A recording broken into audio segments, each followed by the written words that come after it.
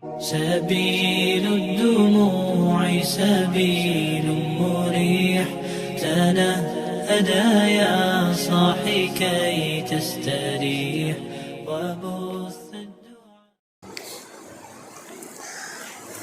Assalamualaikum warahmatullahi wabarakatuh.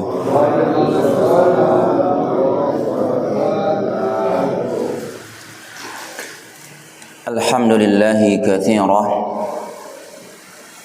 wa khalaqa kulla syai'in faqaddarahu taqdira. Asyhadu an la ilaha illallah wahdahu la syarika lah. Subhanahu amma yaqulu adh-dhalimuna 'uluwan kabira. Wa asyhadu anna Muhammadan 'abdullahi wa rasuluh alladzi ba'athahu baina yaday as-sa'ah basyiran wa nadhira wa da'iyan ila Allah bi'idnihi wa sirajan munira. Amma ba'd. Alhamdulillah, kembali kita bersyukur kepada Allah Jalla wa'ala atas segala limpahan rahmat dan nikmat yang diberikan kepada kita semua, sehingga dengan rahmat dan nikmat tersebut alhamdulillah kita diberikan kesempatan untuk yang kesekian kalinya dari nikmat tersebut. Kemudian salawat dan salam tidak lupa kita ucapkan untuk Nabi yang tercinta Rasulullah sallallahu alaihi wasallam. Allahumma shalli wa sallim alaihi. Mudah-mudahan kelak kita di akhirat Allah pertemukan kita dengan beliau di surganya Allah. Amin ya rabbal alamin. Pak Bapak hadirin rahimakumullah, kita melanjutkan pelajaran kita tentang tafsir surah Al-Fatihah. Alhamdulillah kita sudah menyelesaikan di ayat pertama. Kalau kita memegang pendapatnya Al-Imam Asy-Syafi'i rahimahullahu ta'ala, karena Al-Imam Asy-Syafi'i menganggap 7 ayat dari surah Al-Fatihah, ayat pertama dimulai dengan Bismillahirrahmanirrahim. Seperti kita sebutkan sebelumnya, bahwa para ulama telah berselisih pendapat, khilaf. Imam Malik misalnya, beliau bukan menganggap Bismillah itu ayat pertama dari surah Al-Fatihah. Sehingga kalau di Pakistan sana, di Pakistan atau Bangladesh itu Qur'annya nggak ada Bismillahnya, Al-Fatihahnya, langsung ya Alhamdulillahirabbil alamin. Ustaz apa udah tahu itu, Ustaz Rahman. Di sana mushafnya nggak ada Al-Fatihah itu awalnya Bismillah. Nah, di negeri kita mayoritas adalah bermazhab Syafi'i. Oleh karenanya kebanyakan kita menjaharkan Bismillahirrahmanirrahim, Bismillahirrahmanirrahim, Alhamdulillahirabbil alamin. Jadi kita memegang pendapatnya Imam Asy-Syafi'i. Al-Imam Ibnu Katsir mengatakan, "Fadhahaba Asy-Syafi'i rahimahullahu taala ila annahu yajhar biha ma'al Fatihah wa surah." Jadi Imam Syafi'i berpendapat bahwa menjaharkan bismillah bersama Al-Fatihah dan surah semuanya dijaharkan. Bismillahnya dikeraskan suaranya. Oleh karena itu, setelah kita belajar ini mengetahui ternyata memang ada ulama yang mengatakan bahwa bismillah itu bukan dari bagian surah Al-Fatihah. Jangan nanti kita heran ketika kita menjadi makmum di suatu tempat, tahu-tahu imamnya tidak membaca bismillah dengan jahar, langsung aja alhamdulillahirabbil alamin. Boleh jadi imam itu memegang pendapat Imam Malik atau Imam Ahmad. Kalau Imam Malik menganggap bismillah bukan dari bagian surah Al-Fatihah, atau Imam Ahmad memang bagian surah Al-Fatihah, tapi tidak dijaharkan. Bismillahirrahmanirrahim. Alhamdulillahirabbil alamin. Karena masalah ini memang bertahun-tahun dari dulu itu aja masalahnya. Ini paham apa ini? Paham sesat ini, nggak ada bismillahnya Al-Fatihahnya. Itu karena kejahilan kita, nggak tahu kita ilmunya. Kita pun menyimpulkan ini paham sesat dari mana ini. Jangan-jangan paham Az-Zaitun pula kemari katanya kan. Iya kan? Udah sampai kemari paham Az-Zaitun ini katanya. Tahu Az-Zaitun kan? Nah, ada nggak tahu mungkin pemahaman Az-Zaitun di sini? Sekarang kayaknya nggak mungkin gitu kan. Zaman udah canggih, hampir semua orang punya handphone. Jadi handphone itu sebagai informasi untuk kita. Ya, jangan hanya nonton bola aja kita di HP itu. Carilah informasi-informasi tentang keislaman biar menambah ilmu pengetahuan kita. Nah, itu jemaah kaum muslimin ya, seputar tetap juga memang ulama yang menganggap bahwa bismillah bukan bagian Al-Fatihah, tetap mereka menganggap bahwa surah Al-Fatihah sesuai yang diucapkan Nabi bahwa jumlahnya 7 ayat. Dari mana yang ketujuhnya? Kalau bismillah tidak ada, langsung alhamdulillahirabbil alamin, itu berarti berapa ayat semuanya? Kalau yang menurut mazhab kita, mushaf kita 6 ayat cuma kan. Nah, tapi pendapat ulama yang mengatakan bahwa bismillah bukanlah bagian daripada surah Al-Fatihah, di ayat terakhir Siratal ladzina an'amta 'alaihim, itu ayat ke-6. Ghairil maghdubi 'alaihim waladdallin, ayat ke-7. Tetap juga sama, mereka mengatakan 7 ayat. Cuma dipenggal ayat yang terakhir. Itu jemaah sekalian ya, seputar surah Al-Fatihah ya. Jadi kita sudah melewatkan pembahasan tentang apa? Tentang tafsir Bismillahirrahmanirrahim. Mudah-mudahan kita masih ingat itu ya, supaya kalau kita masih ingat, enak kita sholatnya. Karena kita memang disuruh untuk mentadabburi Al-Quran. Allah mengatakan, afala yatadabbarunal Qur'an am ala qulubin aqfaluha.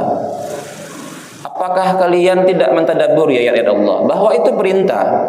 Kita mentadabburi, memahami, merenungkan ayat-ayat Allah itu adalah perintah dari Allah. Banyak beberapa ayat ya menyuruh kita, memerintahkan kita untuk mentadabburkan ayat Quran itu, merenungi.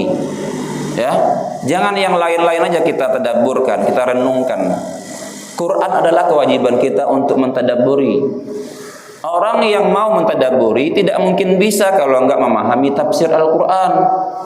Tafsir Al-Quran pun harus tafsir yang benar, bukan hanya tafsir-tafsir orang. Ketika tafsir itu muncul dari sebagian kelompok, maka jadilah pemahaman-pemahaman yang menyimpang. Itulah seperti Az-Zaitun itu. Mereka tidak memahami Al-Quran sebagaimana para ulama-ulama terdahulu. Mereka memahami tafsir sesuai dengan pendapat kelompok mereka saja. Dulunya juga seperti itu. Ada jemaah Islamiyah namanya. Nah, mungkin kita tidak banyak membaca, tidak banyak mengetahui firqah-firqah, pemahaman yang menyimpang itu. Ada LDII namanya ya, Lembaga Dakwah Islam Indonesia, ada itu. Yang mereka hanya sumber agamanya adalah Quran saja. Hadis gak mau mereka. Jadi siapa yang menjelaskan Quran itu kalau cuma Quran saja, hadis gak bisa. Hadis gak mau dia.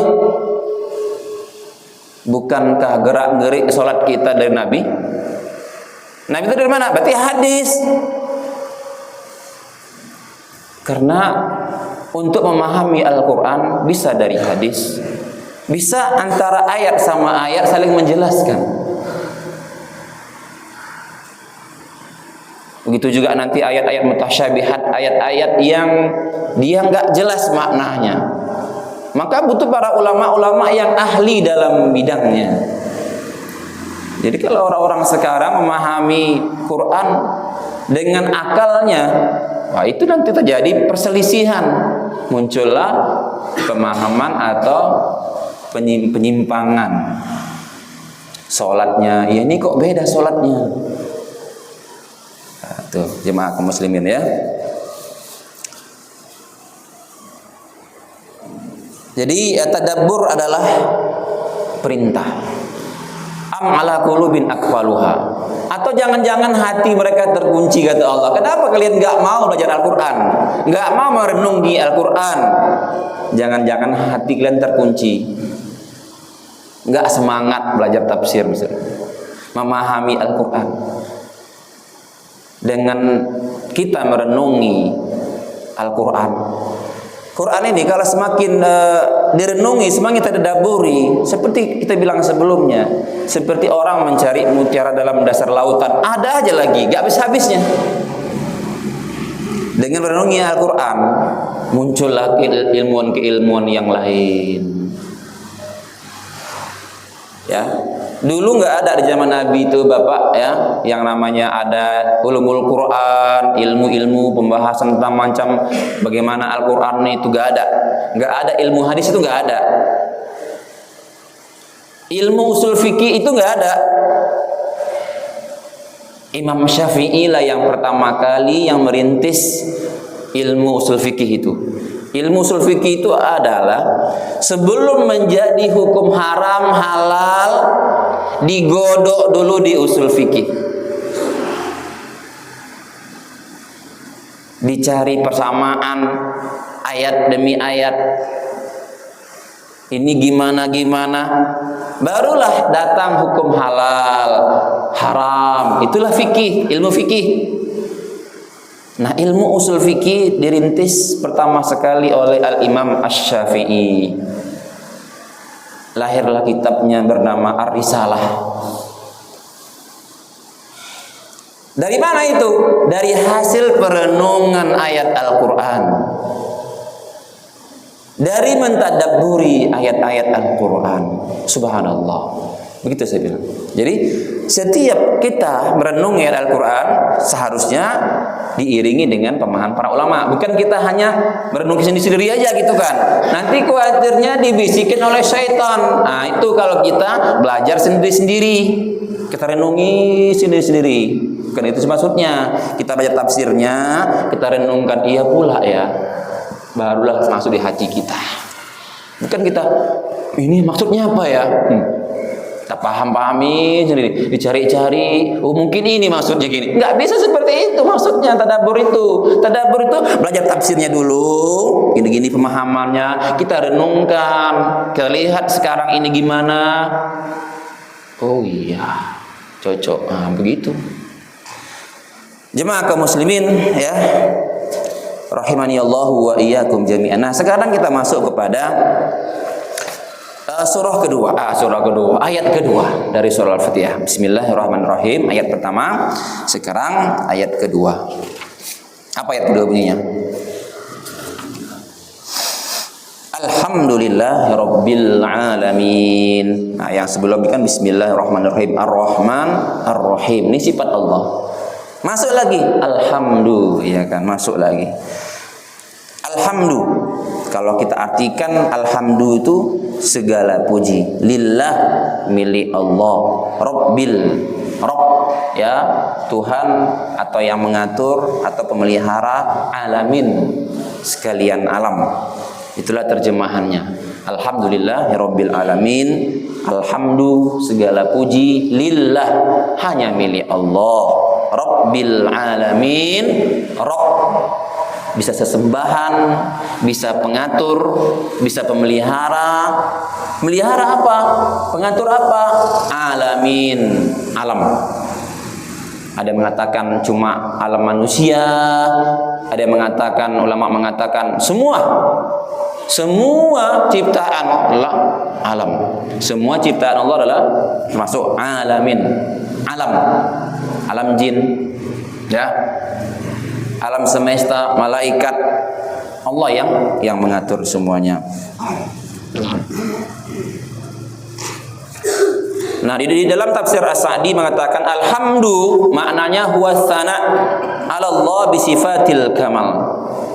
Bahwa alhamdu itu adalah sanjungan kepada Allah. Setelah kita berbicara tentang Ar-Rahmanir Rahim, Allah yang Maha Pengasih, Allah yang Maha Penyayang, masuk ayat berikutnya, alhamdu. Alhamdu itu adalah pujian, sanjungan untuk Allah, karena Allah memiliki sifat Ar-Rahman Ar-Rahim. Allah yang pengasih, Allah yang penyayang. Allah yang pengasih, Allah yang penyayang. Tidak cukup Ar-Rahman Ar-Rahim Allah itu berlaku hanya di dunia. Bahkan seperti kita bahas sebelumnya, dalam tafsir sebelumnya, bahkan kasih sayang Allah itu sampai juga di akhirat. Itu khusus bagi orang yang beriman. Alhamdulillah, segala puji bagi Allah. Pujian-pujian, segala pujian. Makanya kata para ulama mengatakan alhamdu, ya, alhamdu. Al-Imam Ibnu Katsir mengatakan wal alif wal lam fil hamdi listighraqi jami'i ajnasil alhamd. Bahwa kata-kata bahwa alhamdu itu kan asalnya kan hamdun, tanpa ada alif lam. Hamdun. Masuk alif lam alhamdu. Ketika masuk alif lam di sini, Imam Ibnu Katsir mengatakan ini listighraqi jami'i ajnas al-amd. Dengan masuknya alif lam di sini, ini menunjukkan bahwa alif lam ini mencakup segala pujian. Karena alif lam itu banyak jenisnya. Ya, banyak jenisnya. Kalau kita belajar bahasa Arab itu, alif lam itu aja itu memiliki makna yang banyak. Kalau secara umum kita mengetahui bahwa ketika sebuah kata dimasuki alif lam dengan tidak ada alif lam, itu beda mana, Pak? Beda maknanya. Dalam ilmu nahwu, alif lam itu disebut dengan tanda ma'rifah. Tanda ma'rifah. Ada nakiro, ada ma'rifah. Di dalam bahasa Arab itu, kata itu ada dua. Ada kata yang bersifat umum, ada kata yang bersifat khusus.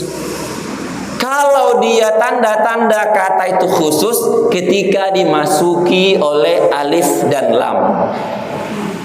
Contoh, bahasa Arabnya masjid apa? Masjidun, ya kan? Masjidun. Masjid. Masjidun, masjid. Kalau kita bertanya, masjid yang mana? Karena dia menggunakan masjidun, tanwin, ya kan, ujungnya nggak ada alif lamnya, berarti semua masjid yang ada di muka bumi ini. Namun kalau kita berbicara tentang al-masjidu, pakai alif lam dia, al-masjidu, maka tertentulah masjidnya. Masjid mana? Hadal masjid atau dzalikal masjid. Masjid itu. Ketika ada alif lamnya, maka tertentu masjidnya. Masjid mana? Masjid Asyiratul Adha. Kalau bahasa Inggris itu pakai D dia, THE, gitu dia maksudnya. Kalau bahasa Inggris seperti itu dia. Ada ketentuan menjadi itu gitu kan. Nah, jemaah kaum muslimin, dari segi bahasa seperti itu. Ketika Allah menggunakan alhamdu, ya, alhamdu itu mencakup segala puja dan pujian.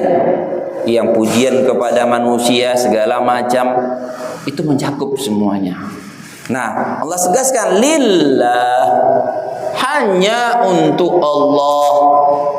Allah yang berhak untuk diberikan pujian yang banyak itu. Wa bi af'alihi dairah bainal fadli wal adl. Kenapa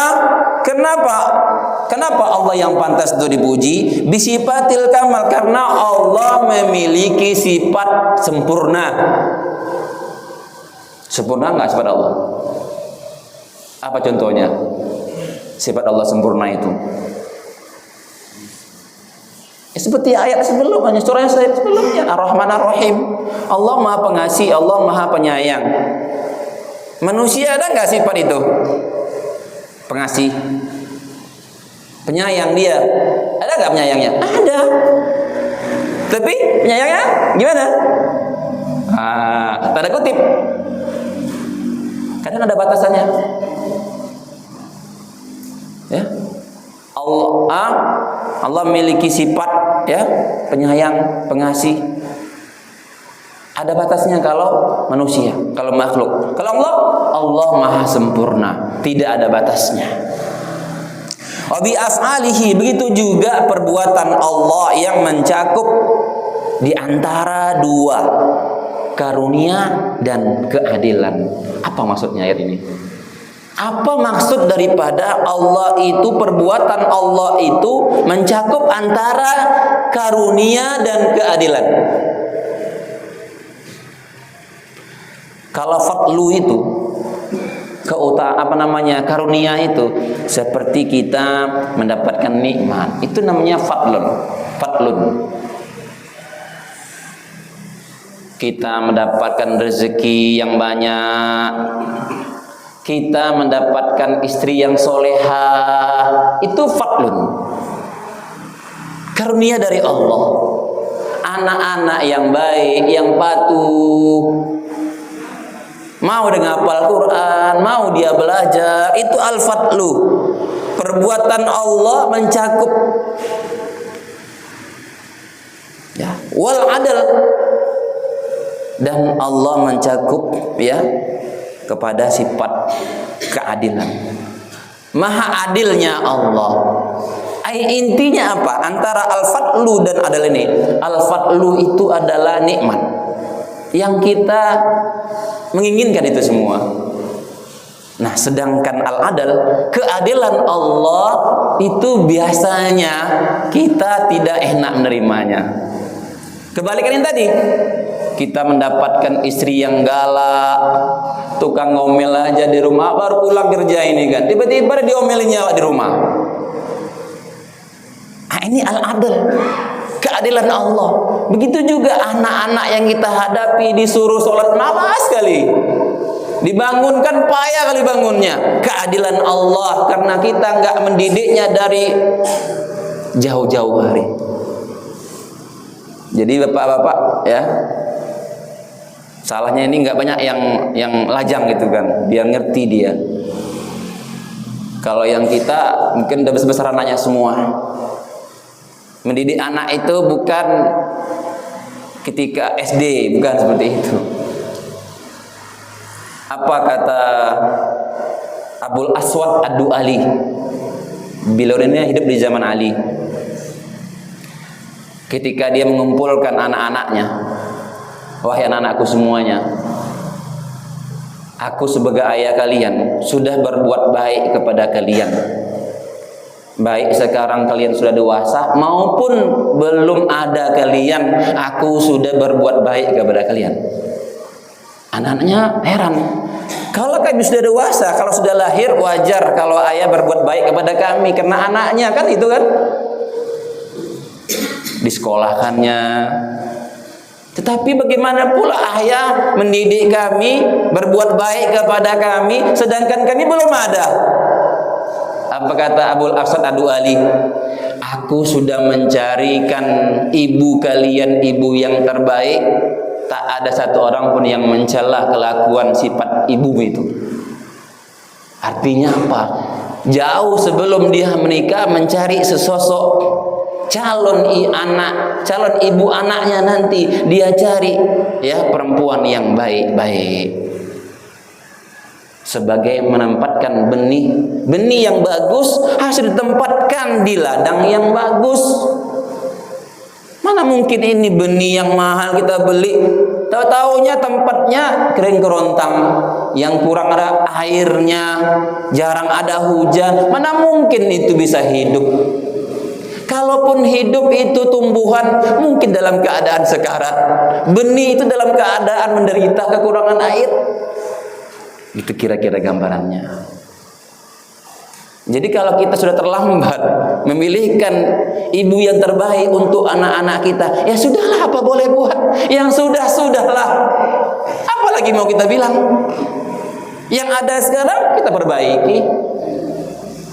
Paling tidak kita bilang sama anak cucu kita, begini loh cara Islam. Nah, di antara keadilan Allah ketika seseorang itu, seorang ayah tidak mendidik anaknya dengan cara yang baik, maka kita mendapatkan ada anak-anak yang bandel, anak-anak yang nakal, susah diatur. Zaman sekarang ini kita lihat macam-macam tingkah anak-anak sekolah itu. Ada didapatkan di sekolah ngepep dia, atau ngepep. Yang rokok elektrik dibawanya ke sekolah. La haula wala quwata illa billah. Siapa yang salah ini?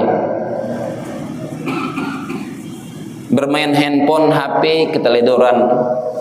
Orang tua udah mengasih HP itu udah hukumnya udah halal. Kalau dulu sebelum Covid itu HP hukumnya haram. Oh, setelah Covid akhirnya anak menjadi hak milik di HP itu. Dengan HP sekarang, masya Allah, na'udzubillah. Bermacam-macam ketika kita jadi guru, bermacam-macam kita lihat keadaan anak-anak sekarang. Keadilan Allah ketika orang tua abai dalam mendidik anak-anaknya. Itu maksud daripada al-adl. Karunia itu yang baik-baik, al-adl yang kita nggak enak menerimanya, nggak mau kita menerimanya.